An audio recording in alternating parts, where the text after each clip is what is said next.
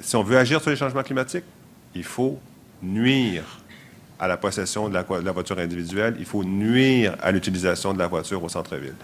Et la congestion est une solution. Rendre la vie difficile aux automobilistes est une des solutions. Alors, lorsque on fait ça, on le fait en pleine connaissance de cause. On se dit, on va retirer la voiture de là où elle nuit le plus, autour des parcs, autour des écoles, dans les parcs, et puis elle va aller ailleurs. Puis dans le ailleurs, ça va devenir moins confortable. Puis il faut rétrécir ces rues-là, il faut les rendre plus étroites, il faut mettre des dos d'âne, il faut mettre plus de feux de circulation.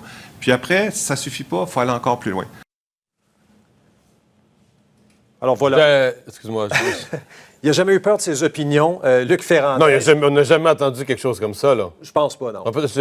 Ça allait trop vite, excuse-moi. Elle est savoureuse, incendiaire, et je le rappelle, elle va piquer au vif les automobilistes. Et on voit il y a trop dit, il faut le réécouter.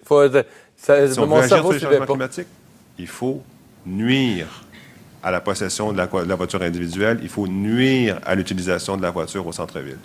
Et la congestion est une solution. Rendre la vie difficile aux automobilistes est une des solutions.